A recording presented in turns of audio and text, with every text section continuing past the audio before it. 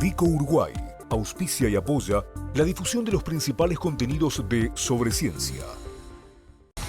El año pasado en Sobre Ciencia tuvimos 2 programas que denominamos Uruguay Milenario y nos dedicamos a contarles una partecita del conocimiento que se va generando en nuestro país sobre quienes desde hace milenios vienen habitando las distintas maneras y pruebas y muestras que se han ido hallando del poblamiento humano de este territorio que hoy llamamos Uruguay, pero que, como decimos, tiene milenios de poblamiento. Sin embargo, conocemos muy poquito y hoy veíamos en la introducción un video en el cual se hablaba de eso, ¿no? De una imagen que distorsiona la entidad de los pobladores de este territorio, que había de un tipo, pero había de otros tipos, mucho más interesantes, incluso desde un punto de vista antropológico, y que conocemos poco y nada, pero todos los días un poquito más. Es un honor saludar a José López Mas, aquí en darte la bienvenida a Sobre Ciencia. Gracias por venir, José. Gracias por invitarme. Presentaste hace poco un libro, Cerritos de Indios, Antropología e Historia de un pueblo originario de Uruguay. Y me quiero detener en esa palabra, porque en Uruguay ya superamos esa historia de acá no hay indios y todo eso, que fue algo muy fuerte durante mucho tiempo, pero todavía somos muy duros para decir acá hay pueblos originarios, o hubo. Sin embargo, vos lo definís como tal, un pueblo originario. Bueno, las palabras no son inocentes. Claro, exacto. Y parte de la revisión científica constante que tienen las disciplinas tiene que ver con la terminología, más si son ciencias sociales, ¿no? Claro. Porque somos tributarios de un montón de expresiones hasta coloniales. Claro. Y bueno, y si no ha sido sino con el debate y la ampliación de la agenda de derechos que muchos términos se han retocado para buscar que sea más preciso, ¿no? Exacto. Y bien hablaste de la agenda de derechos, incluso porque hay gente hasta que dice, bueno, no, pero si entonces esto genera determinados derechos ancestrales y demás. Pero lo cierto es que hay una traza que incluso hasta genética, no solo, digamos, por los hallazgos en territorio, sino también por los hallazgos en laboratorio, que tira esa línea que llega por lo menos hasta hace 5.000 años. Exactamente. ¿Cómo es ese recorrido? O si querés vamos de allá para acá. Los cerritos más viejos y en la base tienen por lo menos dataciones de 3.000 antes de Cristo, como decíamos antes, 5.000 antes del presente. Sí, son las fechas que muestran los primeros episodios de emergencia de esta cultura de los pueblos constructores de cerritos, hasta alrededor del 5.000. Esa es una buena forma de llamarnos, porque dicen, bueno, ¿cómo se llama? ¿Qué eran? La gente te pregunta, ¿no? ¿Qué eran? ¿Charrúas, minoanos, genoas? No, claro, no tienen un nombre como tal. No, empiezan a tenerlo a partir del periodo colonial, donde hay gente que los ve, que intercambia y que deja registrado nombres, ¿no? Pero para la prehistoria no tenemos nombre. Y culturas como esta, que se caracterizan por este tipo de construcciones, esta arquitectura en tierra, no son exclusivas de Uruguay. Se han estudiado mucho en Estados Unidos, en toda América, y el nombre que se les ha dado ha sido, copiando una expresión de Norteamérica, constructores de cerritos. Porque no era simplemente una acumulación de tierra, había un sentido. Los lugares donde están los cerritos, los distintos tipos de uso, demuestran que no era simplemente, bueno, una familia, un grupo humano se asienta donde antes había otro y eso va generando una acumulación de tierra. No es solamente eso. No, tiene mayor complejidad. Cuando decimos cerritos, hay 2 acepciones. Una es una genérica, cualquier montículo que haya sido testimonio de actividad de pueblos originarios. Pero en el marco de esta cultura situada histórica y geográficamente, cuando decimos cerritos nos referimos a estructuras asociadas, numerosas a veces, que tienen cierta configuración espacial, cierto orden, un poquito más complicado, ¿no? Hablamos de Uruguay, hablamos de parte de lo que hoy es Río Grande del Sur en Brasil, ¿y hay algún otro de los países de la región que tengan testimonios de esta misma cultura? Sí, Brasil en la boca del Amazonas, y en los últimos años, gracias a ese instrumento llamado LIDAR, ese gran descubrimiento geoespacial, se están descubriendo dentro de la selva conjuntos de montículos similares a nuestros cerritos. En el delta del Paraná también, siempre asociado a tierras inundables, ¿no? Claro, y tiene que ver con eso, el cerrito como una estrategia para poblar el humedal. Sí, exactamente. Es decir, es algo que para nosotros suena raro, porque somos una nación que se ha focalizado y se ha identificado con la pradera, que es el soporte de la ganadería, pero en realidad las tierras inundables, desde lo más profundo de la historia de la humanidad, han sido lugares más atractivos y han sido la cuna de los grandes desarrollos. Si miras Egipto, si miras el Valle del Indus, todos son lugares inundables donde van a surgir grandes desarrollos civilizatorios. O sea que estamos hablando de gente que modificaba el paisaje para poder habitarlo. Sí, es la característica principal de estos montículos, es crear paisajes antrópicos, paisajes diferentes de los naturales, que no es por casualidad que ocurren. La gente no hace algo diferente a la naturaleza porque sí, son producto de diferentes tipos de actividades, algunas domésticas, otras vinculadas a actividades ceremoniales. ¿Cuánto, en el siglo XIX, sobre finales, fueron las primeras investigaciones sobre cerritos de indios? Sí, España festeja en 1892, creo que festeja hace una fiesta, una exposición iberoamericana y invita a los países de Iberoamérica, y Uruguay decide mandar testimonios de los indígenas de Uruguay. Y mandan por correo invitación a todo el país y la gente a través del tren manda piezas. Entonces, una vez que reúnen eso, dicen, pero tendríamos que contextualizar estas piezas que hemos juntado para mandar a la exposición. Y va una delegación dirigida por Figueiras y Arechavaleta a San Luis, a la zona de los bañados en Rocha, y realiza las primeras excavaciones buscando sacar información de la estructura, de las prácticas funerarias, como para contextualizar las piezas que iban a mandar. Claro. Y al principio, aplicando el conocimiento de la época, daba bastante trabajo darse cuenta de que era una cultura que no era exactamente igual a ese charrúa que describieron los colonizadores. Digo charrúa genérico, ¿no? Ese poblador que describen los colonizadores, más salvaje, más cazador-recolector y poca cosa más. Bueno, la investigación lo bueno que ayuda es que ayuda también a desatar muchos prejuicios que teníamos. El tema de la interpretación de estos constructores de cerrito en relación a los indios históricos, charrúas, minuanos, hay que un poco revisarla de manera crítica, ¿no? Porque una vez que esta expedición de fin del siglo XIX va y ve las que reporta montículos de 10 metros, complejos ritos funerarios, un montón de cosas, se pone en tela de juicio el tema del primitivismo de los indios de Uruguay. Y en aquella época, un poco para emparchar y atarla un poquito con alambre, dicen, no, sí, evidentemente hubo una cultura constructora de cerritos muy desarrollada, pero fue desalojada por los pueblos bárbaros, charrúas y minuanos que los echaron. Sin embargo, y estoy saltando y después volveremos para atrás, hay una continuidad con los minuanos. Y eso es exactamente lo que te iba a decir. También producto de ese prejuicio quedó la idea de que había dos tradiciones culturales diferentes. En los últimos, ya hace más de 10 años, que con el historiador Diego Braco nos hemos ocupado de estudiar muy finamente la continuidad entre estos pueblos constructores de cerritos y sus descendientes históricos, que para nosotros son los guenoa-minuanos. Claro. Se puede hablar de una cultura, porque eso es algo que también nos complicó mucho, ¿no? El no hallazgo de objetos culturales, o en todo caso no en gran cantidad, sino más bien herramientas líticas, algo más práctico, ¿no? Herramientas de cacería y demás, siempre hizo pensar en pobladores con un desarrollo cultural muy limitado, cosa que se da de cabeza con lo que aparece en los cerritos, por ejemplo, por citar algo, los rituales funerarios. Exactamente. El estudio arqueológico de la muerte tiene la virtud un poco de orientarnos a cómo era esa sociedad.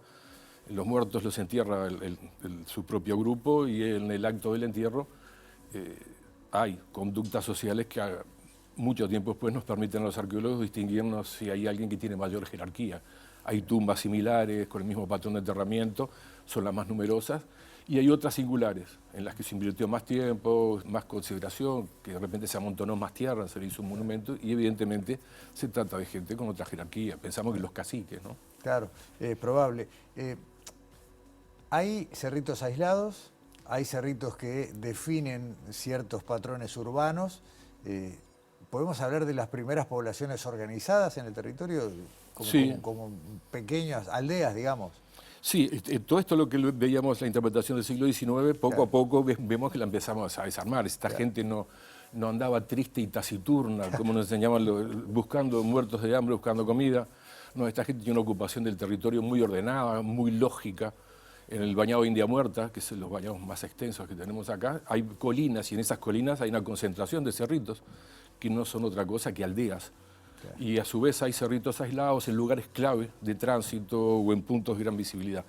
Y en conjunto lo que nos muestra la manera en que se disponía esta gente en el paisaje, produciendo su propio paisaje, es un control territorial muy grande. Claro. El territorio no es la geografía, el territorio es lo que un pueblo piensa del lugar donde extrae sus recursos, donde entierra a sus muertos. Es una construcción con lógicas materiales también simbólicas. Y estos controlaban muchísimo el paisaje, se veían de lejos. Claro, eso es algo interesante. Yo digo, estamos hablando de 50 años de investigación, José, ¿en tu caso? En tu caso. Empezamos con el 86. Claro. Ya va para un rato, ya va para 40. 40 años casi.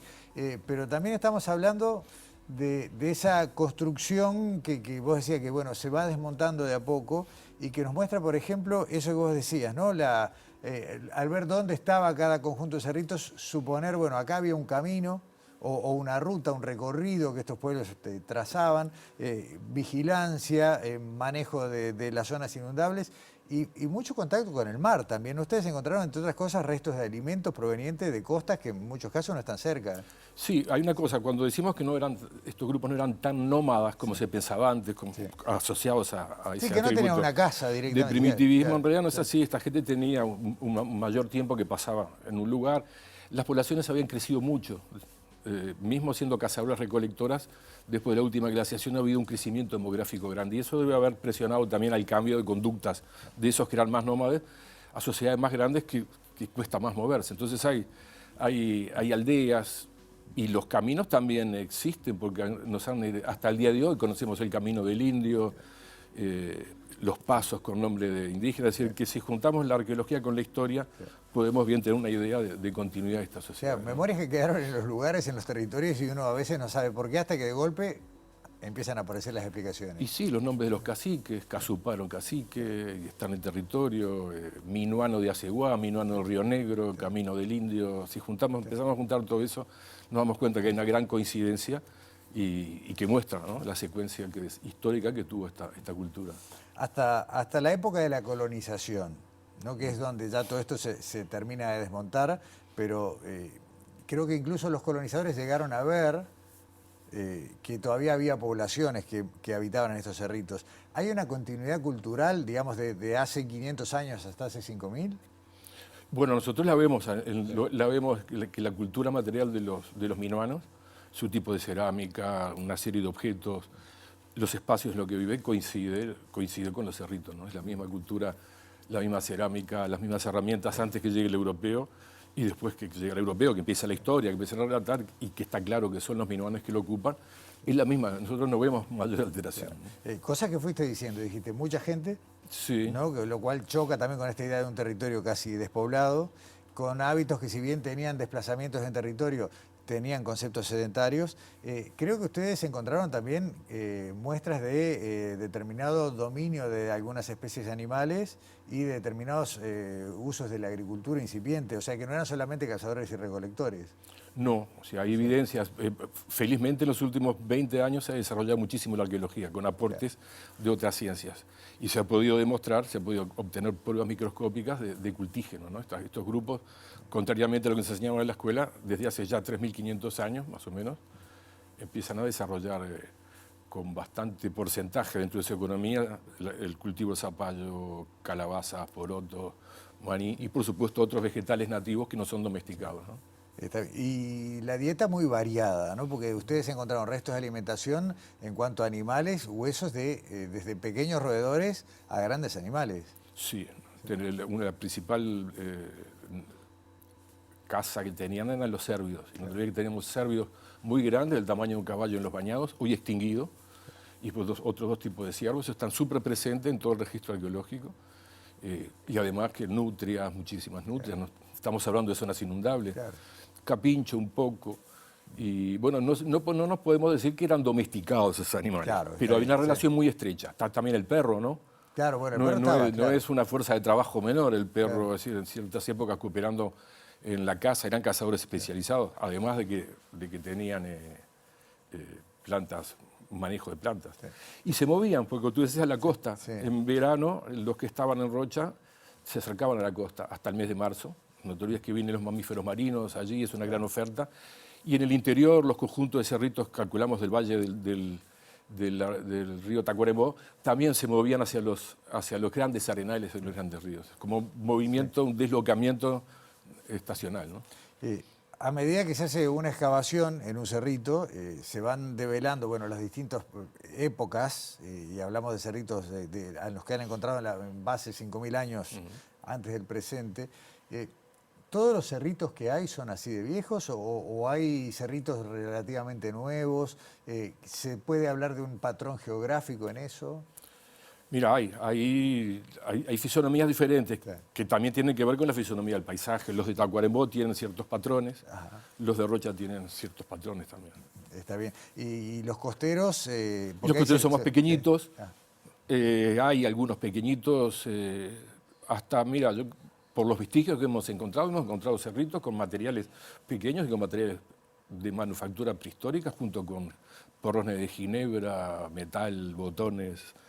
Quiere decir que hay una cierta contemporaneidad, ¿no? Después también los paisanos lo reocupan, ¿no? Claro. Porque si están en zona inundable, cuando viene inundación, lo mejor que tienen es para meterse arriba. Y eso hay familias que hemos registrado que han vivido hasta ahora arriba. Así que no son solo que los cerritos 5.000 años, después los minuanes. No. Las familias de muchas zonas inundables siguen teniendo sus galpones y sus casas arriba de los cerritos. En la gente con la que tú trabajas, que tiene que ver con el laboratorio, con el APU, allí en el Cure de Rocha, también tenían investigaciones muy interesantes sobre la generación de un suelo fértil, ¿no? De no solamente decir, bueno, es la fertilidad que está dada por una zona que ya al ser inundable se supone que tiene cierto potencial, sino que ha habido una transformación del suelo. Cerritos que hoy son mucho más fértiles que el territorio que los rodea. Y la propia habitación humana los hace mucho más fértiles, independientemente de que hay un manejo muy grande de plantas y de cosas, del fuego, que está en plena discusión en aspectos mucho más especializados en la arqueología, pero que muestran justamente, es decir, los montes que crecen a veces en los cerritos son propios de los cerritos, son productos de la mano humana, que trajo una especie de acá y otra de allá, no tienen similares en otros montes de Uruguay.